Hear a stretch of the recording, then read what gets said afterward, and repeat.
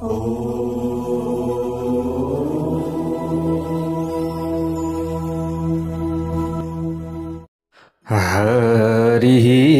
ॐ स्वस्ति श्री गणेशाय नमः। ॐ नमो भगवते वासुदेवाय। ॐ श्री हरये नमः। कृष्णाय वासुदेवाय हरये परमात्मने प्रणत क्लेशनाशाय गोविन्दाय नमो नमः। गुरुर्ब्रह्मा गुरुर्विष्णु गुरुर्देवो महेश्वरः गुरु साक्षात् परं ब्रह्म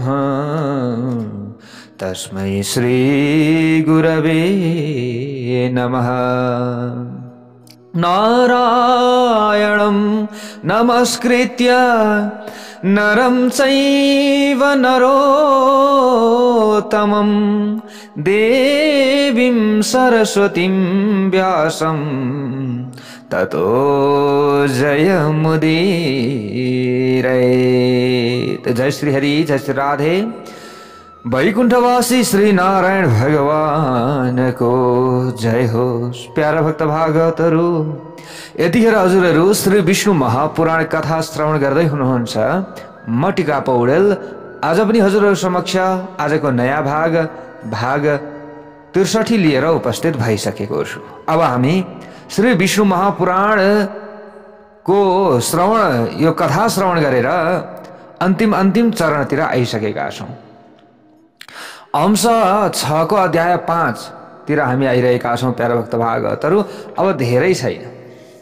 अब अन्तिम अंश भनेको यही 6 अंश हो। अनि अब यसमा जम्मा अध्याय 8 सम्म रहेका छन्। प्यारा भक्त भागवतहरू, अब अहिले हामी 5 सुन्दैछौं। 6, 7, 8 लगभग अब 3-4 अध्याय छन्। त्यस पछाडि हामीले श्री विष्णु महापुराण समापन गर्नेछौं। ल हेर्नुहोस्, जस्ताको तस्तै, जस्तो छ पुस्तकमा त्यस्तै कथा हजुरहरूले सुन्न पाइराख्नु भएको छ। प्यारा भक्त भागवतहरू, यहाँ कुनै छाँटकाँट गरिएको छैन।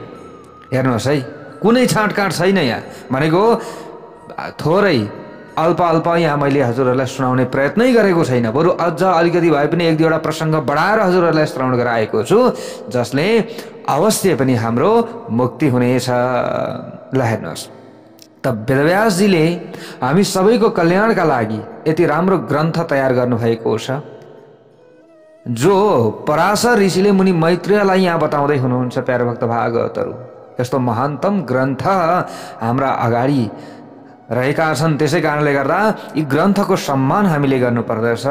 विधिवत हिसाबमा हामीले श्रवण गरेका छौं कि पूरा श्री विष्णु महापुराण आजसम्म पक्कै पनि हामीले यो सुन्ने, यो पढ्ने सौभाग्य प्राप्त गरेका थिएनौं होला। हामीले श्री शिव महापुराण पनि त्यसरी नै श्रवण गरिराखेका छौं, गर्यौं अगाडि। प्यारा भक्त भागवतहरू, अझ श्री शिव महापुराणमा पनि 2 खण्डमा, जस्तै टीकाको माध्यममा 2 खण्ड राखिएको छ। जस्तै अब एउटा मूल ग्रन्थलाई पनि त्यसलाई पुरा भन्दाखेरि 2 खण्डमा विभाजन गरिएको छ। त्यहाँनिर खण्ड 1 र खण्ड 2 गरेर, अब त्यो पनि अझ पुरा, अझ हामीले अस्ति श्री शिव महापुराण श्रवण त गर्यौं, गर्न त, तर त्यहाँ पनि अझै पुरा भनिसकिएको छैन, अझै छ। तर विष्णु महापुराण भने हामीले पुरा भनेका छौं। प्यारा भक्त भागवतहरू, यहाँ जस्तो छ श्री विष्णु महापुराणमा जस्ताको तस्तै। ल हेर्नुहोस् है, अब यस्तै प्रकारले हामीले अन्य पुराणहरू पनि श्रवण गर्दै जानेछौं। यो हाम्रो सौभाग्य हो। प्यारा भक्त भागवतहरू, हामीले पूरा 18 उपपुराण, 18 महापुराण घरमा ल्याएर राखेर मात्र के गर्नु, त्यसको सम्मान हामीले गर्न सक्नु पर्यो हैन, संरक्षण गर्न सक्नु पर्यो। तर हामीले मोबाइलका माध्यमद्वारा मजाले कथा सुन्न पाएका छौं। ओहो, हामीले भगवानलाई धन्यवाद दिनु पर्दछ। किनभने यो मनुष्य जीवन पाइयो, मनुष्य जीवन पनि हाम्रो त्यतिकै खेर गएको छैन प्यारा भक्त भागवतहरू। हामीले यसलाई फलाउने प्रयत्न गरेका छौँ। कर्म गर्दै जाँदा दुःख सुख हामीलाई पर्दै गयो होला, कति दुःख भोग्यौँ, कति सुख भोग्यौँ, तर यो आनन्द, यो सुख भनेको यो कहिले पनि नाश नहुने सुख हो। हेर्नुहोस् प्यारा भक्त भागवतहरू, भोलि मृत्यु पछाडि पनि हामीले यी श्रवण गरेका कारणले गर्दा आनन्दले हामीले भगवानका धाममा जान पाउँदछौँ। त्यो यमराजको दण्ड हामीले सहन गरिराख्नु पर्दैन, यमराजको दण्ड हामीले खेपिराख्नु पर्दैन। पक्कै पनि हामीले यही विश्वासका साथमा कथा सुन्दै अगाडि बढौँ। 18 उपपुराण 18 महापुराण यसरी नै हामीले पुरै श्रवण गरिसक्नेछौँ। हामीलाई मैले भनेको छु बारम्बार, मलाई भ्यूसँगको मतलब छैन। यति भ्यू आयो, त्यसको उति भ्यू आयो, त्योसँगको मलाई मतलब छैन। चाहे एकजनाले सुन्नुहोस्, चाहे दुईजनाले सुन्नुहोस्, यो त मैले आफैले म भन्न थालौँ र राम्रो पक्कै पनि हुन्छ होइन। वेदव्यासजीले उहाँले रचना गर्नुभएको छ, जो भगवान साक्षात् श्री हरि नारायणका अंश हुनुहुन्छ। त सारा चराचर जगतको कल्याणका लागि महान ग्रन्थ हाम्रा लागि तयार भएको छ भनेपछि यसको अध्ययन गर्नुपर्दछ, यसको चाहिँ वाचन गर्नुपर्दछ। पुरा 18 उपपुराण 18 महापुराण मैले पढ्नु पर्दछ, मैले सुन्नु पर्दछ भनेर मैले थालेको। व्यक्तिगत म आफैले मात्रै पनि गर्न सक्थेँ नि त, तर अलिकति माध्यम छ अहिले, यसरी राखियो भने सबैलाई हुन्छ भन्ने विचारका साथमा हजुरहरू समक्षमा राखेको हो। यसमा कुनै स्वार्थ पनि छैन, मलाई कुनै दक्षिणा पनि चाहिएको छैन, मलाई कुनै केही पनि चाहिएको छैन। प्यारा भक्त भागवतहरू, सिर्फ हो सेवा नै परम धर्म हो। त्यसैले मैले अलिकति पढिरहँदा मलाई पनि ज्ञान हुन्छ भने यो ज्ञान हजुरहरूलाई पनि होस् र यो पुण्य हजुरहरूलाई प्राप्ति होस् भन्ने उद्देश्य हो मेरो, अर्थ केही पनि होइन। भन्नेलाई भन्दा सुन्नेलाई धेरै पुण्य प्राप्त हुन्छ। हेर्नुहोस्, सुनेर नै व्यक्तिहरू मुक्ति हुन्छन्, सुनेर नै व्यक्तिहरूको मोक्ष हुन्छ होइन त। नत्र हामी मृत्यु शय्यामा भएका बेलामा, एकदम मरणासन्न भएका बेलामा हाम्रो अगाडि आएर गुरुहरूले गीता पढिदिनुहुन्छ, वेद पढिदिनुहुन्छ होइन, भागवत कथा श्रवण गराइदिनुहुन्छ। किन त्यतिखेर पढ्नेको भन्दा सुन्नेको धेरै महिमा छ नि त। सुन्यो भने धेरै पुण्य प्राप्त गरिन्छ नि त। त्यसैले त अब हाम्रो घिडघिडे अवस्था छ, मृत्युको अवस्था छ। अब हामीलाई सुताइएको छ, अथवा कसैलाई हजुरहरूले देख्नुभएको होला नि, सुताइराखेका छन्। अब मृत्युको अन्तिम घडीमा छ, त्यो समयमा गीता भागवत पाठ गरेर उसलाई श्रवण गराएको हजुरहरूले सुन्नुभएको होला नि। त्यसैले सुन्नेको धेरै ठुलो महत्त्व छ प्यारा भक्त भागवतहरू। ल हेर्नुहोस्, त्यसैले हामीले सुनौँ, अरूलाई पनि सुनाउँ कि धर्म मार्ग युट्युब च्यानलमा पुरा 18 उपपुराण 18 महापुराणका कथाहरू राखिएको छ। यो एक दिन मात्र सुन्ने कुरा होइन, यो बारम्बार भन्नुहुन्छ धेरै भक्तहरूले। म त दिनभरि हजुरको कथा सुनेर बस्छु, किनभने अरू गुरुहरूले त अल्प अल्प बताउनु भएको छ, हजुरले पुरा बताइदिनु भयो, पुरा राखिदिनु भएको छ। यो हाम्रो सौभाग्यको कुरा हो। हामीले किनेर घरमा ल्याएर पढ्न थालियो भने पनि अब संस्कृत पुरै नजानिएला, अब जानिए पनि अब पुरा पढिरहन अल्छी लाग्ला। तर हामीले भगवानको नाम जप्दै हामीले कथा सुन्न पाएका छौँ, काम गर्दै कथा सुन्न पाएका छौँ भन्नुहुन्छ, मलाई पनि खुसी लाग्छ। तर मैले भनेको छु, कुनै पनि आशा लालचा छैन। त्यसैले हजुरहरूले पनि अरूको पनि उद्धार होस् भन्न चाहनुहुन्छ भने सेयर गरिदिनु होला। आफ्नो माध्यम फेसबुक छ, फेसबुक, युट्युब छ, युट्युब, अब विभिन्न माध्यम व्हाट्सएप, भाइबर होइन, आफ्ना साथीभाइ इष्टमित्र जो भक्तहरू छन्, जो भगवानका बारेमा बुझ्न चाहन्छन्, नानी बाबुहरू सबैकामा हामीले गरिदिन सक्दछौँ। एक दुईचोटि उनीहरूलाई झन्झट लाग्छ, एक दुईचोटिदेखि होइन के हो आएकै गर्छ त, यसो सुनि हेरौँ न त भन्छन्। एउटा बिज्ने कुरा आयो भने त ओहो सुन्नुपर्ने रहेछ, जान्नुपर्ने रहेछ भनेर बुझ्दछन्। त्यो दिनदेखि उनीहरूको अर्को जन्म सुरुवात हुन्छ। अर्को जन्म हजुरहरूले दिनु हो, यो पुण्य हजुरहरूलाई जान्छ, यो मलाई जाँदैन। हेर्नुहोस् प्यारा भक्त भागवतहरू, त्यसैले यो पुण्य कमाउने काम हजुरहरूले पनि नछोड्नु होला। जसरी धनका लागि हामी लागि पर्छौँ, त्यसरी नै त्योभन्दा ज्यादा पुण्य प्राप्तिका लागि हामी लागि पर्नु पर्दछ। त्यसैले त व्यक्ति धर्मको नाममा मरिहत्ते गर्छ। हेर्नुहोस्, आज चाहिँ मेरो धर्म ठुलो भनेको छ, अर्कोले मेरो धर्म ठुलो भनेको छ होइन। धर्मका नाममा विभिन्न लडाइँहरू गर्छन् व्यक्तिहरूले। किन त भन्दा त्यसबाट हामीलाई अवश्य पनि मुक्तिका लागि बाटो द्वार नै त्यही हो होइन। धर्मको रक्षा गरियो भने धर्मले हाम्रो रक्षा गर्छ नि त। त्यसै कारणले गर्दा व्यक्तिले आफ्नो स्वधर्मका लागि लडिरहेको छ। त्यसैले हामीले पनि आफ्नो कर्म गर्दै अगाडि बढौँ, जसरी सकिन्छ त्यसरी नै प्रचार प्रसार गरौँ भगवानको। मैले त यो चाहेको हो प्यारा भक्त भागवतहरू। के त भन्दा हाम्रो धर्मको प्रचार होस्, वैदिक हिन्दू सनातन धर्मको प्रचार होस्।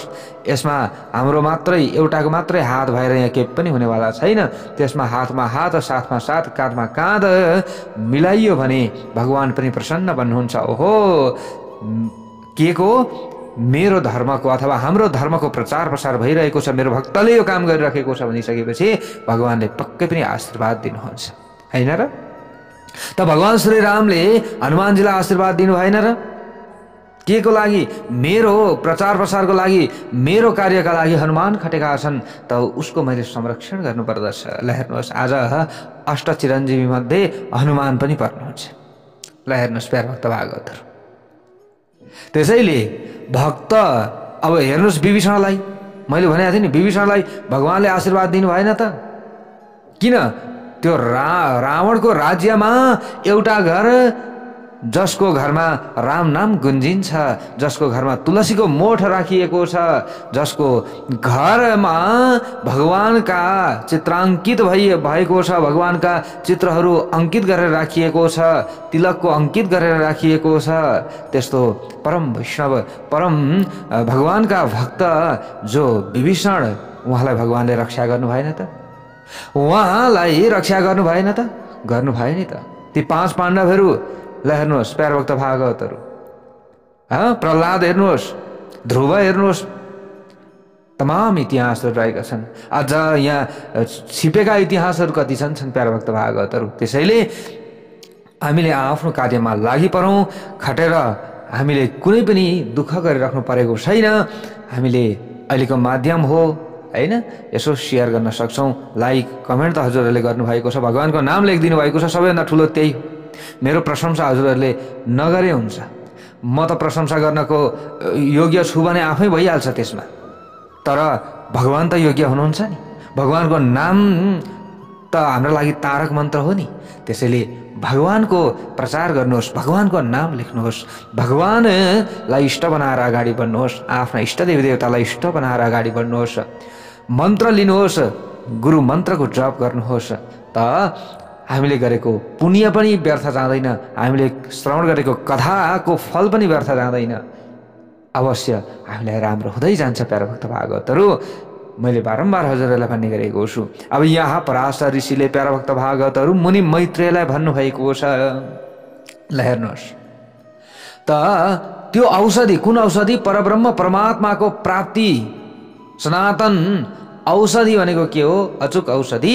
दुःखहरूबाट निवृत्त हुनका लागि त्यो औषधि हिजो हामीले श्रवण गरेका थियौँ। परब्रह्म परमात्माको बारेमा जान्न खोज्नु, आत्मज्ञानलाई प्राप्त गर्न खोज्नु, आत्मघाती बन्नु के हो थाहा छ हजुरहरूलाई? आत्महत्या भनेर भन्ने गर्दछौँ नि हामी।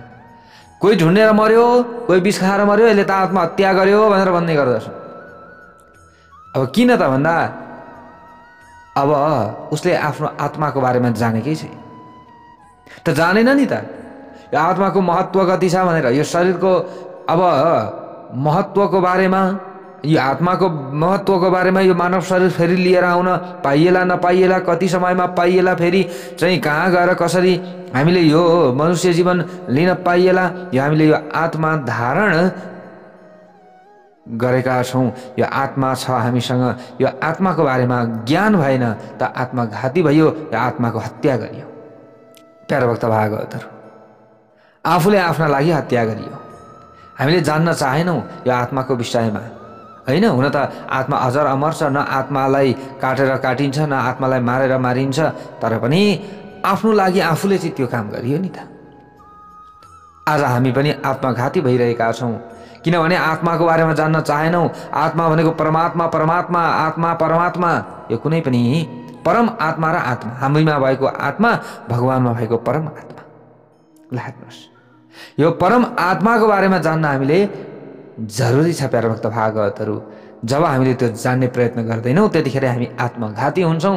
त्यतिखेर हामीले न देवनारायण बलि, न चाहिँ विभिन्न नारायण बलि गरेर हामीले पार पाउन सक्छौँ फेरि। ल हेर्नुहोस् प्यारा भक्त भागवतहरू, त्यसैले हामीले यी कार्यहरू गर्दै अगाडि बढ्नुपर्छ। परब्रह्म परमात्माको बारेमा जान्ने प्रयत्न गर्नुपर्दछ। हे मुनि मैत्रेय भनेर पराशर ऋषि यहाँ भन्दै हुनुहुन्छ। अनि मात्र आनन्दमय सुख प्राप्त हुन्छ। गर्भ जन्म जराद्येषु स्थानेषु प्रभविष्यतः निरस्यातिशयाह्लाद सुख भावैक लक्षणा। सुखको लक्षण के हो त? हे सर्वश्रेष्ठ मुनि, त्यसकारण विद्वानहरूले अत्यन्त तत्परतापूर्वक सधैँ परब्रह्म परमात्मालाई प्राप्त गर्ने प्रयासमा लागिरहनु पर्दछ। जब लागिरहन्छ भने अब त्यो सुखको लक्षण हुन्छ कि अब उसले परब्रह्म परमात्मालाई प्राप्त गर्दछ। यदि लागि पर्न थाल्यो भने अब चाहिँ यसले सुख पाउँछ है भन्ने हुन्छ। कर्मयोग र ज्ञानयोगी दुवै कारणका रूपमा विद्यमान रहेका छन्। अर्थात् यी दुवै मार्गका माध्यमद्वारा उहाँलाई सहज रूपमा प्राप्त गर्न सकिन्छ। एउटा कर्म मार्ग हेर्नुहोस् है प्यारा भक्त भागवतहरु, कर्मयोग र ज्ञानयोग। कर्म गरेर पनि भगवानलाई प्राप्त गर्न सकिन्छ, ज्ञानलाई प्राप्त गरेर पनि भगवानलाई प्राप्त गर्न सकिन्छ। ज्ञान दुई किसिमका हुन्छ। तिनीहरूमध्ये पहिलो आगम अर्थात् शास्त्रहरूको अध्ययनबाट प्राप्त हुने ज्ञान, दोस्रो विवेकबाट उत्पन्न हुने ज्ञान। के एउटा शास्त्रबाट उत्पन्न हुने ज्ञान, अर्को विवेकबाट उत्पन्न हुने ज्ञान गरेर दुई प्रकारका ज्ञान हुन्छ। शास्त्रहरूको अध्ययनको माध्यमबाट प्राप्त भएको ज्ञानद्वारा शब्द ब्रह्मका विषयमा र विवेकद्वारा उत्पन्न भएको ज्ञानका माध्यमद्वारा परब्रह्म परमात्माका विषयमा ज्ञान हासिल हुन जान्छ। यसरी बताइएको छ। हे सर्वोत्कृष्ट ब्राह्मण, अज्ञान अत्यन्त भयानक अन्धकार जस्तै छ। त्यसको विनाश गर्नका लागि इन्द्रियहरूबाट उत्पन्न भएको ज्ञान दीपकका समान हुन्छ र विवेकबाट उत्पन्न भएको ज्ञान सूर्यका समान हुन्छ। जसरी बत्तीको उज्यालोले अन्धकारको विनाश गर्दछ, त्यसरी नै शास्त्रीय ज्ञानद्वारा शब्द ब्रह्मका विषयमा ज्ञान हासिल गरेपछि केही मात्रामा अज्ञान नष्ट हुन्छ। विवेकद्वारा परमात्माका विषयमा ज्ञान हासिल गरिसकेपछि सबै अज्ञान पूर्ण रूपमा विनष्ट हुन्छ। जसरी सूर्य उदाएपछि अथवा सूर्य उदय भइसकेपछि सम्पूर्ण अन्धकार पूर्ण रूपमा हट्दछ। हे मुनिश्रेष्ठ, यस विषयमा वेदहरूको स्मरण गर्दै मनुले जे कुरा बताएका छन् अथवा जे कुरा बताउनु भएको थियो त्यो सबै म तपाईलाई बताउँछु भनेर यहाँ भन्नुभएको छ। जसरी अँध्यारो सूर्य उज्यालो भई सूर्य उदाइसकेपछि हट्छ, त्यसरी नै ज्ञान हामीमा प्राप्त भइसकेपछि त्यो अज्ञान रूपी अन्धकार हट्छ। यसरी बताइएको छ। अब यहाँनिर जो मनुले बताउनु भएको छ, शब्द ब्रह्म र परब्रह्मको भेद अनुसार ब्रह्म पनि दुई किसिमका हुन्छन् भनेर बताइएको छ। जय बोलो भगवान श्री हरिनारायणको जय होस्। द्वे ब्रह्मणि वेदितव्ये शब्द ब्रह्म परञ्चयत्। उहाँहरूमध्ये सबैभन्दा पहिले शब्द ब्रह्मका विषयमा ज्ञान हासिल गरिसकेपछि जिज्ञासुले विवेकबाट उत्पन्न भएको ज्ञानका माध्यमद्वारा परब्रह्म परमात्माका विषयमा जान्न सक्दछ। यसरी कर्म र ज्ञानको भेद अनुसार अब विद्या पनि दुई किसिमका हुन्छन् भनेर बताइएको छ। एउटा के कर्म विद्या, ज्ञान रूपी विद्या अर्को। द्वे विद्ये वेदितव्ये वै इति चाथर्वणि श्रुति। यस विषयमा अथर्ववेदमा स्पष्ट रूपमा भनिएको छ अथवा अथर्ववेदले बताएका छन् कि परविद्याका माध्यमद्वारा अक्षर ब्रह्मलाई प्राप्त गर्न सकिन्छ। जो अव्यक्त छ, जसका विषयमा शब्दद्वारा बताउन सकिँदैन, अजर अर्थात् अविनाशी इन्द्रियहरूद्वारा चिन्तन गर्न नसकिने, सनातन अव्यय अर्थात् विकार नभएको अदृश्य अर्थात् साधारण आँखाले देख्न नसकिने, अरूप अर्थात् कुनै पनि निश्चित रूपमा नभएको, हात खुट्टा नभएको हुनुहुन्छ। यसरी नै विभु अर्थात् सधैँ रहिरहने र प्राणी मात्रका आदि कारण व्याप्त अर्थात् व्याप्त गर्न योग्य, व्यापक अर्थात् चारैतिर फैलिएर रहनुभएको आदि अनेकौं रूपहरूबाट विराजमान हुनुहुन्छ। सिद्ध महात्माहरूले ज्ञान चक्षु अर्थात् आँखाका माध्यमद्वारा अथवा आँखाद्वारा उहाँकै दर्शन गर्दछन्। उहाँ नै परब्रह्म परमात्मा हुनुहुन्छ। उहाँ नै परम धाम हुनुहुन्छ। मोक्ष अर्थात् मुक्ति प्राप्त गर्ने अभिलाषा राख्ने सिद्ध पुरुषले उहाँकै ध्यान अर्थात् उपासना गर्दछन्। उहाँ नै परमात्मा श्री विष्णुको वेदहरूमा बताइए अनुसारको अत्यन्त सूक्ष्म परम पद हुनुहुन्छ। परमात्माको यस प्रकारको स्वरूप नै भगवत शब्दद्वारा वर्णन गर्न योग्य छ। भगवत शब्द नै वहाँ अनादि अर्थात् सनातन एवं अविनाशी परमात्माको वाचक हो भनेर यसरी बताइएको छ। यस प्रकारको स्वरूपबाट सम्पन्न हुनुहुने परमात्माको तत्त्वका विषयमा जुन विद्याका माध्यमद्वारा यथार्थ ज्ञान प्राप्त हुन सक्दछ त्यही परम ज्ञान अर्थात् परा विद्या हो। वेदत्रयीमा बताइएको ज्ञान अर्थात् कर्मकाण्ड यसभन्दा अलग रहेको छ, अर्थात् त्यो अपरा विद्या अन्तर्गत पर्दछ। हे ब्राह्मण श्रेष्ठ, यद्यपि उहाँ परब्रह्म परमात्मा शब्दबाट अगोचर अर्थात् अनुभव गर्न नसकिने हुनुहुन्छ, तथापि पूजा एवं उपासनाका लागि उहाँको भगवत शब्दबाट भजन कीर्तन गर्ने गरिन्छ भन्नुहुन्छ। यहाँ हे मैत्रेय, यथार्थमा विशुद्ध एवं सबै कारणहरूको आदि कारण महाविभूतिशाली उहाँ परब्रह्म परमात्माका लागि मात्र भगवत शब्दको प्रयोग भएको छ एवं यो शब्दको प्रयोग गर्न पनि सकिन्छ, अन्यका लागि होइन। मैत्रेय, भगवत शब्द सर्व कारण कारणे। हे सर्वोत्कृष्ट मुनि, भगवत शब्दमा भकारका दुईवटा अर्थ लाग्दछन्। के दुईवटा अर्थ लाग्दछन् भगवत शब्दका? भरणकर्ता अर्थात् पालन पोषणकर्ता र सबैको आधार हुन्, अनि गकारको अर्थ हुन्छ कर्महरूको फल प्राप्त गराइदिने, आफूद्वारा गरिएको सृष्टिलाई अन्त समयमा आफैमा विलिन गराउनु हुने र फेरि सृष्टिको रचना गर्नुहुने। गको अर्थ यो। यसरी नै सबै किसिमका ऐश्वर्य, धर्म, यश, श्री, ज्ञान र वैराग्य यी छवटालाई भग भनिन्छ। के भनिन्छ? भग भनिन्छ। 6 प्रकारको ऐश्वर्यलाई वैराग्य, जस्तै अब धर्म, यश, श्री, ज्ञान, वैराग्य, जस्तै ऐश्वर्य पनि छ त्यसमा, हैन? ऐश्वर्य, धर्म, यश, ज्ञान, वैराग्य आदि गरेका यी छन् कुराहरू। अब यिनीहरूलाई के भनिन्छ? भग भनिन्छ। परब्रह्म परमात्मामा यी सबै सधैँ विद्यमान रहेका हुन्छन्। यसै गरी सबैको आत्मस्वरूप परब्रह्म परमात्मामा सबै प्राणी मात्रले अथवा जीव मात्रले निवास गर्दछन्। उहाँ स्वयंले पनि सबै जीव मात्रमा समान रूपमा निवास गर्नुहुन्छ।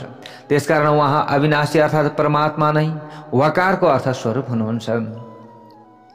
यस प्रकारको अर्थबाट सम्पन्न भएको यो अत्यन्त उत्तम भगवत शब्द परब्रह्म स्वरूप वासुदेव बाहेक अन्य कसैका लागि कहिल्यै प्रयोग हुन सक्दैन। वासुदेवका लागि मात्र यो प्रयोग हुन्छ। यो शब्द अत्यन्त पूजनीय अर्थात् आदरणीय भएको हुनाले, उत्तम लक्षणहरूबाट पूर्ण रूपमा सम्पन्न भएको हुनाले यो भगवान शब्द परब्रह्म परमात्मालाई सम्बोधन गर्दाका अवस्थामा मात्र प्रयोगमा आउन सक्दछ।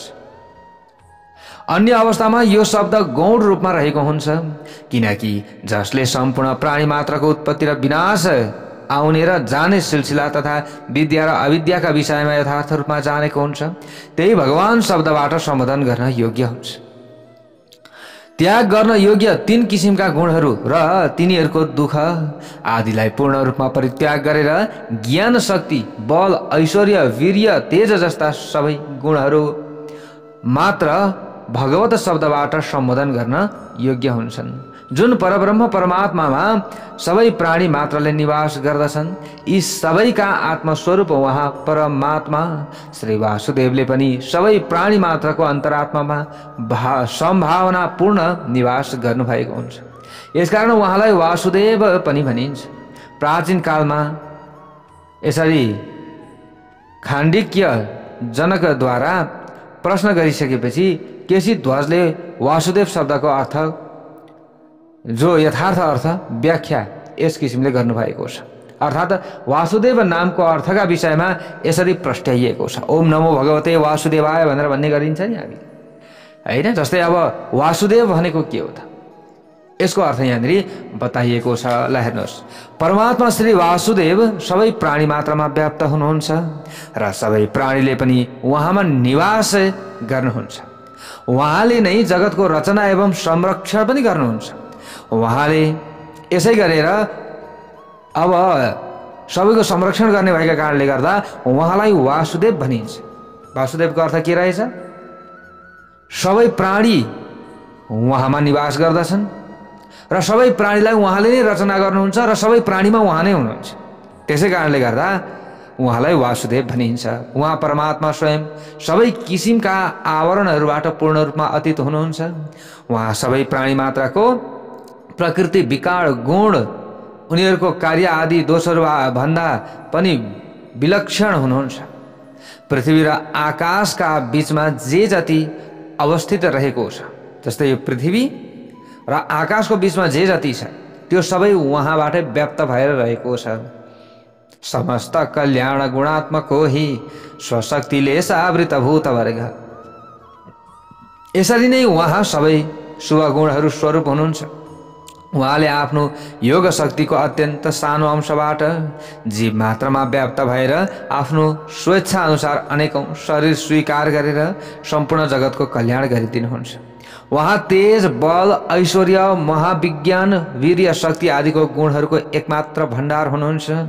उहाँ परब्रह्म परमात्मामा अविद्यादि दोषहरूको पूर्ण रूपमा अभाव रहेको हुन्छ। उहाँ ईश्वर नै समष्टि र व्यष्टि रूपमा हुनुहुन्छ। उहाँ नै व्यक्त र अव्यक्त स्वरूप हुनुहुन्छ। उहाँ नै सबैको साक्षी, सबैको प्रभु, सबैको ज्ञाता हुनुहुन्छ। उहाँ सबै शक्तिहरूबाट सम्पन्न हुनुभएका पुरुषको नाम परमेश्वर हो। सबै शक्तिहरूबाट सम्पन्न हुनु पर्यो। सर्वेश्वर सर्वज्ञ सर्ववेत्ता समस्त शक्ति परमेश्वराख्य, जसका माध्यमद्वारा उहाँलाई निर्दोष विरुद्ध एक स्वरूप निर्मल हुनुभएको देख्न अथवा जान्न सकिन्छ। त्यसैलाई ज्ञान अर्थात् पराविद्या भनेर भन्ने गरिन्छ। जुन यसका विपरीत रहेको छ त्यसलाई अज्ञान अर्थात् अपराविद्या पनि भनेर भन्ने गरिन्छ। तज्ज्ञानम अज्ञानमदो मतो न्यदुक्तम भनेर बताइएको छ। त पराशर ऋषिले अगाडि गएर भन्नुहुन्छ, स्वाध्याय संयमाभ्यां स दृश्यते पुरुषोत्तमः तत्प्राप्ति कारणं ब्रह्म तदेतदिति चोच्यते। स्वाध्याय र संयमका माध्यमद्वारा उहाँ पुरुषोत्तमलाई देख्न सकिन्छ। परब्रह्म परमात्मालाई प्राप्त गर्ने साधना भएकाले यी सबैलाई पनि ब्रह्म नै भनेर भन्ने भनिन्छ यसरी। अर्थात् यिनीहरू पनि परमात्माकै स्वरूप हुन्। स्वाध्यायबाट योगको एवं योगबाट स्वाध्यायको आश्रयमा रहनु पर्दछ। स्वाध्याय र योग रूप सम्पत्तिबाट परमात्माको तत्त्वका विषयमा ज्ञान हासिल गर्न सकिन्छ। ज्ञान प्रकाशमय हुन्छ। फेरि के हुन्छ? ज्ञान प्रकाशमय हुन्छ। स्वाध्याय योग सम्पत्ति या परमात्मा प्रकाशते। अब त्यो ज्ञान नै परमात्मा हामीले बुझ्नु पर्यो। पर जो ब्रह्मस्वरूप परमात्माको दर्शन गर्ने कार्यमा स्वाध्याय र योग दुवैले आँखाको भूमिका निभाउँदछन्। अर्थात् यी दुवै आँखा स्वरूप हुन्छन्। हामीहरूसँग भएका साधारण आँखाले परब्रह्म परमात्माको दर्शन गर्न सकिँदैन। हामीसँग भएको आँखाले के हुने रहेछ? भगवानको दर्शन गर्न पूर्ण रूपमा सकिँदैन। त्यसका लागि ज्ञान चक्षु चाहिन्छ।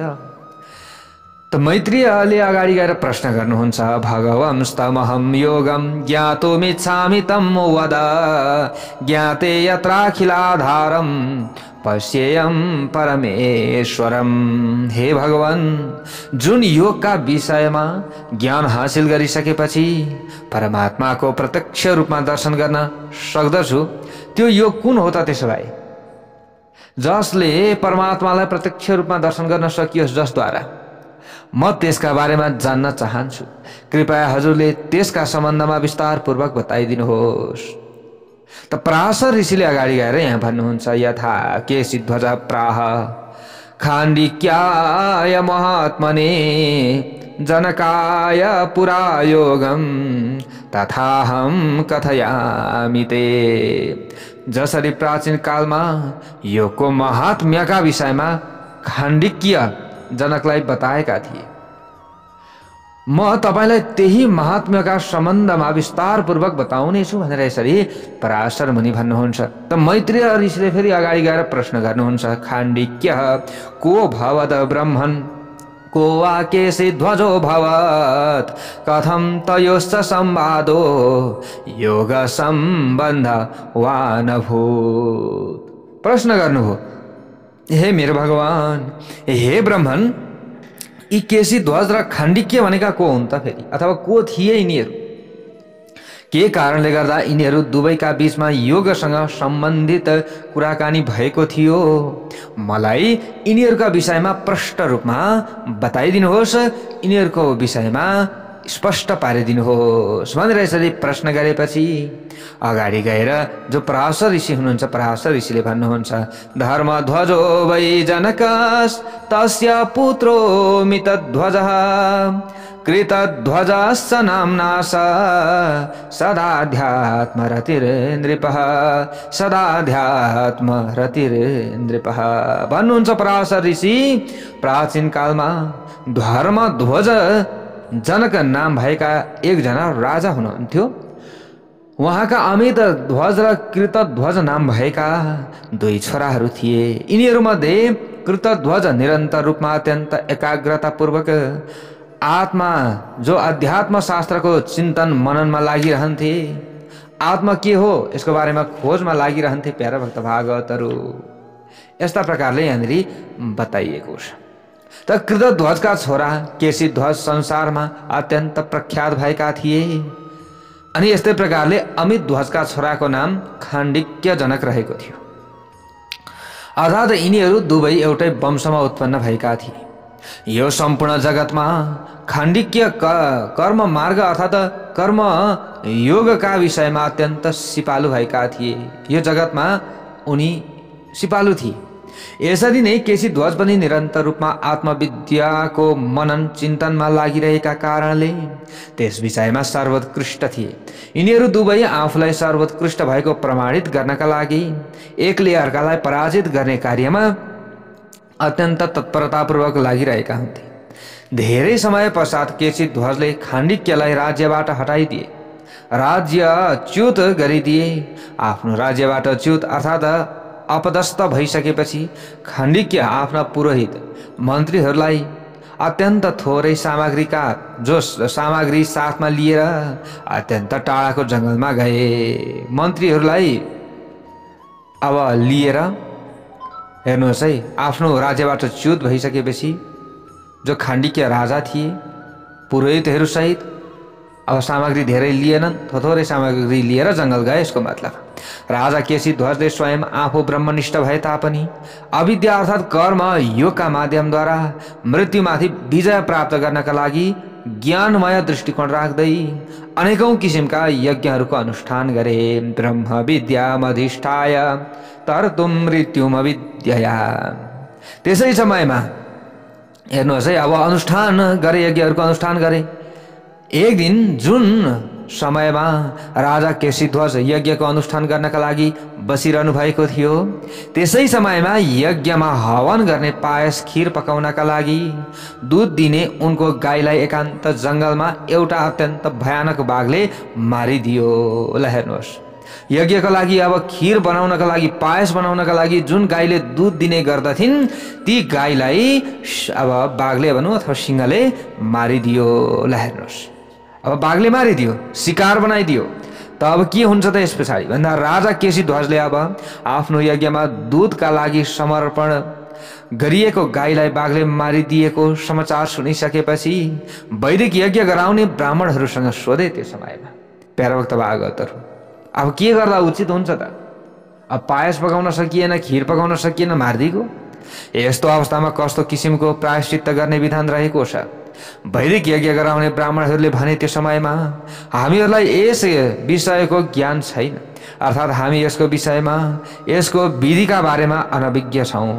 तपाईँले अब जो कुशध्वजलाई गएर सोध्नुहोस्, हजुरले गएर सोध्नुहोस्। त्यस पछाडि राजा अब जो केशीध्वज अथवा कुशध्वज, केशीध्वजले अब कसेरुसँग सोधे। त्यो समयमा उनले पनि राजासँग भने, हे राजेन्द्र, म यस विषयमा पूर्ण रूपमा अनभिज्ञ रहेको छु, अब के गर्ने होला? तपाईँले भृगुका छोरा शुनकसँग सोध्नुहोस्, बरु उहाँले जान्नु भएको छ कि उनले यस विषयमा अवश्य जान्नुहुन्छ होला। अब यसरी हे मुनि, त्यस पश्चात राजा केशीध्वजले शुनकको जो सामिप्यमा गएर यही कुरा सोधिसकेपछि शुनकले जुन कुरा बताए त्यसका विषयमा पनि तपाईँले सुन्नुहोस्। अब गाई मारिदियो, अब कसरी यज्ञलाई अगाडि बढाउने, के गर्ने? हे राजन, यस समयमा यो सम्पूर्ण पृथ्वीमा कसैहरू अथवा अन्य कोही पनि यस समयमा स्पष्ट रूपमा बताउन सक्ने पुरुष रहेको छैन। तर जो तिमीबाट पराजित भएका थिए तिनै तिम्रा शत्रु जो एकमात्र खाण्डिक्यले यस विषयमा स्पष्ट शब्दमा बताउन सक्नेछन्। यसपछि राजा केशीध्वजले भने, हे मुनि, म प्रायश्चित्तका विषयमा सोध्नका लागि आफ्नो शत्रु खाण्डिक्यको सामिप्यमा अवश्य जानेछु, किनभने गाई मरेको छ। यज्ञका लागि चाहिँ प्रयोग भएको जो गाई थियो त्यो गाई त बाघले मारिदियो। जस्तै यज्ञका लागि अब त्यहाँ प्राप्त गर्ने सामग्री निर्माणका लागि त गाईले दुध दिने गर्दथिन्। अब त्यो गाई मरिसकेपछि त त्यसको अब प्रायश्चित्त गर्नुपर्छ, पाप लाग्यो। अब के गर्ने?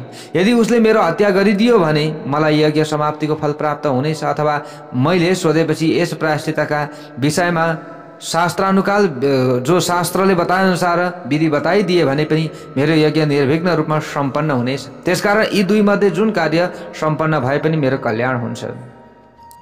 यसरी अब केशीध्वजले भने, विचार गरे अब यहाँबाट उता के हुन्छ, जान्छन् त शत्रुका पासमा अथवा के हुन्छ, त्यो भोलि हामीले कथा श्रवण गर्नेछौँ। जय बोलौँ भगवान श्री हरि नारायणको जय।